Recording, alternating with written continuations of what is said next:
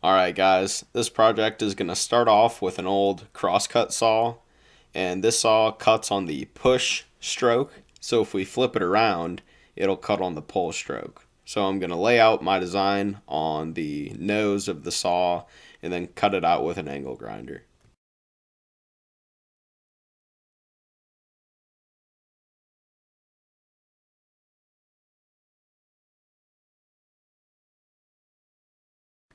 Then on the rough part of the saw, the part that I cut out with the angle grinder, I'm going to try to mark out some teeth. Don't exactly know what I'm doing. This is not a tutorial for how to make saw teeth. There might be some somewhere else. I just did some measurements and yeah, cut them out with an angle grinder. Probably isn't the safest thing to do, but this is what I did.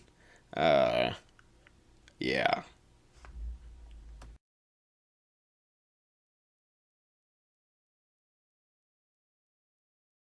I ended up with some scary looking teeth. They're not all consistent. They're not all the same shape or size, but went ahead, sharpened them, set them so that they'd work. And it doesn't work beautifully, but it cuts. And I went ahead and sharpened the other side of the saw as well.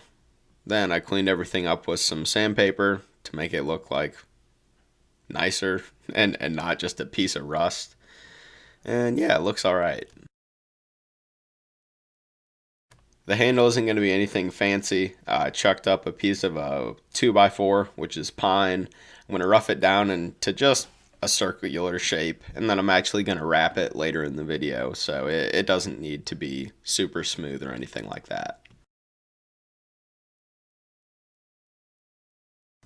To fit the handle onto my blade, I'm going to cut a slit down the middle of it. I won't cut them apart. You can see I still have a little bit left at the bottom.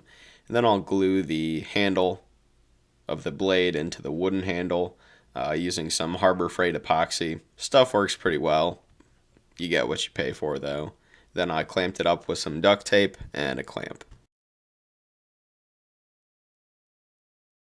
Now all of the teeth that I cut, not the ones that were already on the blade, they're all in line with one another, and you need to set teeth on a saw blade, basically bend them right, then left, then slightly right, then left, then right, then left, and that prevents your blade from binding up in wood. So I did that with pliers. Not really supposed to use pliers, but I did, and you can see I snapped off a few teeth in the process. So this is, I don't know, do as I say, not as I do type of deal. I'm also going to drill some holes for some pins just to help secure the wood onto the handle. Probably not necessary, but that's what I did.